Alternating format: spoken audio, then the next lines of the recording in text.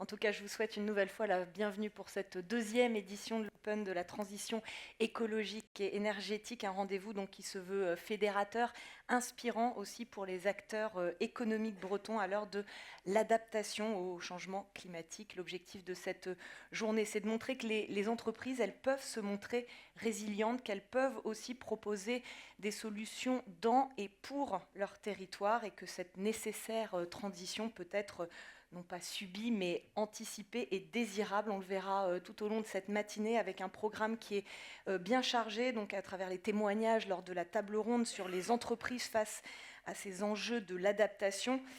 Il y aura aussi la remise des trophées Chrysalide Écoactivité avec ces projets incroyables cette année encore. Il faudra bien rester avec nous. Ce sera à partir de 11h30. Et puis bien sûr la conférence de Yannick Roudot dans quelques minutes. Mais pour commencer, je vais demander à Philippe Martineau, Laurence Fortin et Isabelle Assy de venir nous rejoindre pour quelques propos introductifs. Venez tous les trois. Merci de donner le coup d'envoi de cette journée. Philippe Martineau, je vais vous donner le micro puisque c'est vous qui allez ouvrir le bal. Je vais me reculer, voilà, vous pouvez effectivement vous asseoir. Hop, oui. Hop. Bonjour. Eh bien, écoutez, on est ravis de vous accueillir et je suis ravi aussi que notre deuxième Open se déroule à Quimper, dans cette belle ville du Finistère. Après Rennes l'année dernière, nous venons maintenant à Quimper. C'est pour nous un grand plaisir de vous accueillir. Quand je dis nous, c'est tous les partenaires qui sont ici, puisque vous avez la région Bretagne, vous avez l'ADEME et tous nos autres partenaires dont on parlera dans la matinée.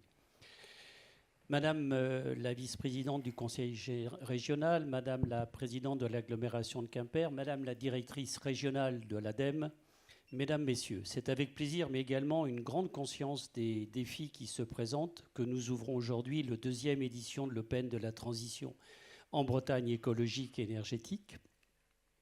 C'est pour nous, en fait, un événement phare de l'année. C'est co-organisé, bien sûr, comme je venais de le dire, par Bretagne Compétitivité, CCI Bretagne, la région Bretagne et l'ADEME. Cette initiative partenariale est un symbole fort de notre volonté de s'inscrire dans ce formidable mouvement et de placer la durabilité dans nos actions.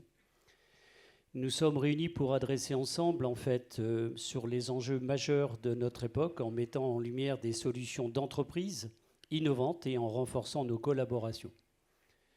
Ce rendez-vous ce matin est très important. C'est aussi l'occasion de co-construire ensemble notre trajectoire, co-construire vers un développement plus durable et inclusif. Les défis liés à la résilience des entreprises, incluant l'adaptation au changement climatique, la gestion de la raréfaction des ressources et la couverture des risques assurantiels, seront mis à l'honneur durant cette journée. Et dans sa feuille de route stratégique pour la mandature, le réseau CCI Bretagne et CCI Département s'est fixé comme première priorité d'accompagner la transition écologique des entreprises. Cela se traduit très concrètement par le déploiement d'une offre d'accompagnement sur l'économie circulaire, la gestion des ressources, la RSE ou encore l'éco-conception. Le partenariat que nous avons noué avec l'ADEME Bretagne constitue le socle de nos actions sur ces sujets. Nous aiderons notamment les entreprises à bénéficier de dispositifs de financement proposés par l'agence et plus spécifiquement sur l'adaptation au dérèglement climatique.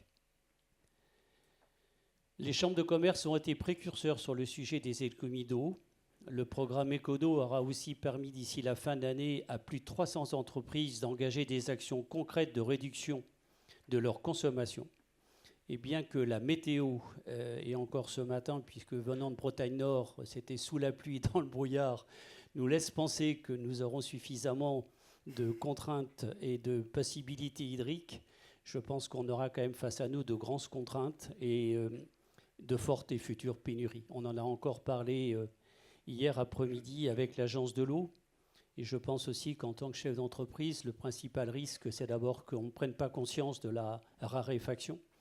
Et le deuxième, c'est qu'on soit demain confronté par arrêté préfectoral à une réduction de nos consommations. Et là, je pense que je quitte un tout petit peu le domaine, mais je crois qu'on serait tous marqués d'une façon extrêmement importante dans notre production et dans notre productivité. Tout au long de la journée, vous allez pouvoir vous adresser à de nombreux sujets, entre autres via un programme de conférences, de tables rondes, d'ateliers, de rencontres B2B qui est l'élément moteur et fort de cette journée où je pense que vous avez été nombreux à répondre. Ce matin, juste à titre d'information, vous étiez à 8 heures ce matin, 425 inscrits, ce qui est une très belle réussite. Et je voulais encore vous en remercier de votre présence. Je sais que vous avez pris du temps, mais le sujet est important et vous voir parmi nous rassure aussi que ce que nous faisons avec les équipes, que ce soit la région, que ce soit l'ADEME, que ce soit dans le département, n'est pas inutile parce que la prise de conscience devient plus que nécessaire. Voilà, pour conclure, je tiens à remercier tous nos partenaires, bien sûr, pour leur engagement à nos côtés. Je vous remercie aussi de cette présence qui est pour nous un engagement très actif. Et faisons alors de cet événement un jalon pour notre région et pour notre avenir commun. Madame la Présidente, je vous remercie encore de votre présence et je vous laisse la parole. Je vous mets des pièges. Madame Alza, je vous en prie. Merci beaucoup, Monsieur Martineau. Merci, Monsieur Martineau. Mes chers collègues élus, mesdames et messieurs, ça fait du bien d'être parmi vous ce matin. Ça fait du bien parce que je pense que nous tous et nous toutes, nous partageons tous le même enjeu autour des transitions qui ne sont pas une option au présent et à l'avenir. C'est ce qu'on se disait avec la vice-présidente Laurence Fortin à la région Bretagne. On va sûrement dire sensiblement les mêmes choses, les uns et les autres. Et c'est tant mieux. Ce n'est pas une uniformité, c'est juste qu'on partage vraiment l'essentiel, l'essentiel étant la préservation de notre environnement et donc la préservation de la vie. Et je vous assure que par les temps qui courent, eh bien, c'est bien de le réaffirmer. Je ne suis pas sûre que tout le monde le partage en dehors de cet espace. Et donc, n'hésitons pas à le dire, à le partager parce que l'urgence est là. Il en va de la préservation de notre qualité de vie, du maintien et du développement de nos filières économiques et les enjeux de la résilience face au dérèglement climatique semblent bien parfois relégués en deuxième division, particulièrement en ce moment. Et pourtant, les émissions de gaz à effet de serre de l'humanité continuent à augmenter et la température du globe bat des records sans discontinuer. L'Observatoire Copernicus vient de nous confirmer en effet que le mois de mai 2024 est le 12e mois d'affilée de record mensuel de chaleur dans le monde. C'est vrai, cher vice-président, qu'on pourrait en douter parfois quand on vit à la pointe bretonne, mais quand même, il y a des choses qui ne se discutent pas. Même si certains pourraient encore être un peu sceptiques, comme on dit. Les pays du G20, qui représentent 80% des émissions des gaz à effet de serre, seront appelés cette année dans le cadre de la COP à renforcer leur contribution pour les pays les plus pauvres. Ce n'est pas qu'une affaire de solidarité. Le dérèglement climatique aura pour conséquence de décimer les économies les plus prospères, nous alertent les Nations Unies. Le virage des transitions est non seulement notre salut, mais aussi une chance, une véritable opportunité pour nos projets, pour créer de la valeur ajoutée en préservant l'environnement, au service de l'emploi, au service de nos vies. Aujourd'hui, vous l'avez dit, vous êtes plus de 400, c'est cela ? Moi, j'avais plus de 300 hier. Soyons précis. Acteurs économiques, élus, décideurs, à vous pencher sur les sujets de l'économie circulaire, de la sécurité alimentaire, de l'autonomie énergétique, de la promotion d'achats responsables et locaux, de la préservation du vivant. Autant de questions du quotidien qui sont la priorité de Quimper, Bretagne occidentale. Et j'en salue les directeurs présents parmi nous en ce moment. Notre plan climat-air-énergie est en cours de finalisation et il contiendra des objectifs réalistes, mais néanmoins ambitieux, pour parvenir au zéro carbone en 2050.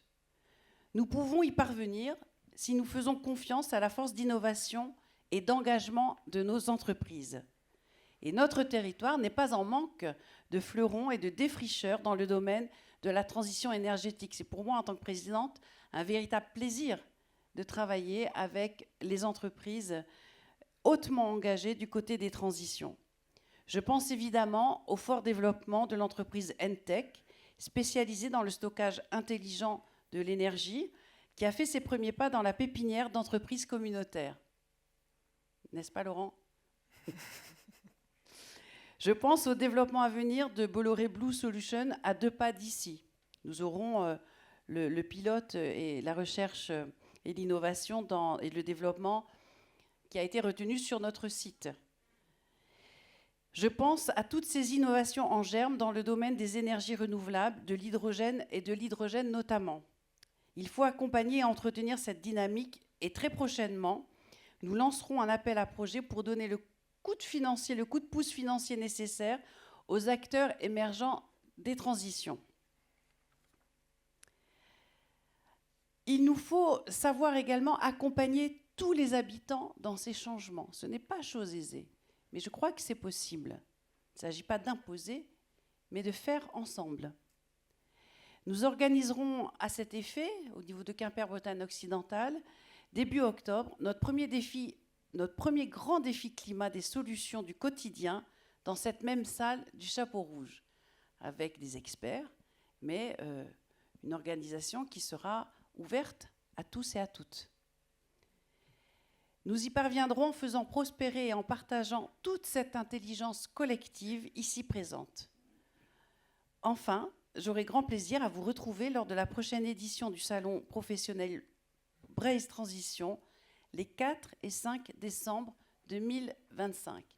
C'est dire toute cette planification, cet engagement politique que l'on a au niveau des collectivités territoriales pour atteindre le maximum nos enjeux de sobriété en termes de consommation et puis notre fort enjeu de territoire résilient face aux dangers liés au réchauffement climatique. Je vous remercie très chaleureusement pour votre présence, pour votre travail au quotidien dans ce sens commun et je vous souhaite une belle journée de travaux et de partage. Merci à vous. Merci Isabelle Assy. Et c'est Laurence Fortin qui va prendre la suite pour conclure cette introduction. Je vous en prie. Bien, Monsieur le Président, cher Philippe, Madame la Présidente, chère Isabelle, Mesdames, Messieurs, ravi d'être parmi vous aujourd'hui. Ça fait du bien. Et c'est pour ça que je disais à Isabelle tout à l'heure, je pense qu'on va dire un peu les mêmes choses. Ça fait du bien de se retrouver aujourd'hui dans un contexte de doute et de débat intense. Un moment, se retrouver pour partager, échanger. Je voudrais commencer par remercier sincèrement l'ensemble des partenaires qui permettent aujourd'hui d'organiser cette manifestation. Je ne prendrai pas le risque de tous les citer, au risque de les oublier, mais soyez sincèrement remerciés pour votre implication pour ce deuxième Open qui est un moment important. Important parce qu'on sait que l'échange, on sait que débattre, on sait que parfois être en désaccord, mais dessiner collectivement une ligne, une trajectoire est majeure pour essayer d'avancer. Ça ne peut se faire qu'en partageant des projets, partageant des solutions, partageant des innovations. Et c'est globalement la journée de travail aujourd'hui qui nous attend. Il s'agit là de bien inventer ces solutions, sachant que, et ça a été dit par Isabelle tout à l'heure, on a déjà beaucoup d'entreprises, et vous-même présents, avez déjà engagé beaucoup de choses. Il faut continuer à être déterminé à faire avancer. Et je sais, pour avoir piloté le dossier du ZAN, le zéro artificialisation nette, horizon 2050, qui est qu'un dossier parmi tous les sujets qu'on va devoir travailler en termes de planification, combien il faut prendre du temps, se comprendre, pour pouvoir collectivement se fixer une trajectoire collective. Je le dis souvent aux élus, le ZAN, c'est rien par rapport au ZEN, le zéro émission nette, qui nous attend. C'est la perspective dans laquelle on doit s'orienter. Ma conviction, c'est que tout est lié. Il n'y aura pas de développement sans transition. Il n'y aura pas de transition sans cohésion, sans inclusion. Soyons-en assurés. Si on ne travaille pas tous ensemble dans la même direction, nous échouerons et nous serons responsables. Il s'agit donc de bien travailler ensemble, de bien évaluer les choses, de bien se comprendre et de bien considérer que ces trois objectifs, développement, transition, cohésion sociale, sont indispensables et intrinsèquement liés. Dans tous les cas, c'est vraiment l'ambition que nous avons avec le président de région, Loïc Chenel-Girard, à l'échelle de la Bretagne, pour amener tout le monde dans cette direction. Alors bien sûr, la région, elle ne peut pas tout. Elle est là pour accompagner. Elle est là, elle n'est pas toute puissante, mais elle a une responsabilité. La responsabilité, c'est d'orienter nos actions. La responsabilité, c'est d'adapter nos dispositifs, bien sûr, et nos subventions, mais j'ai envie de dire, au-delà de tout ça, c'est une responsabilité d'animation collective avec l'ensemble des partenaires pour orienter tout ça. Alors bien sûr, on réinterroge nos accompagnements et je salue Carole Lebéchec qui est très mobilisée sur l'économie circulaire. Il y aurait pu avoir Loïc Hénaf parmi nous qui est lui-même très mobilisé sur les sujets de relocalisation. Tout ça contribue à aller dans ce sens et de tenir compte finalement des limites planétaires parce qu'on ne pourra pas faire autrement. Voilà, certains avaient dit à un moment nos emplois sont nos emplettes, notre matière est là, il faut la protéger. À nous d'inventer collectivement le chemin à tracer et c'est la journée de travail qui doit y contribuer et j'espère que chacun d'entre vous ce soir partira avec des idées qu'il pourra mettre en œuvre, des innovations, des cartes de visite, des échanges pour pouvoir continuer à progresser et avancer dans ce chemin qui est, j'espère, que nous tracerons tous collectivement pour la Bretagne, mais bien sûr au-delà pour nos enfants et nos petits-enfants demain. Donc merci à vous tous, bonne journée de travail et à très bientôt. Merci Laurence Fortin pour ces propos effectivement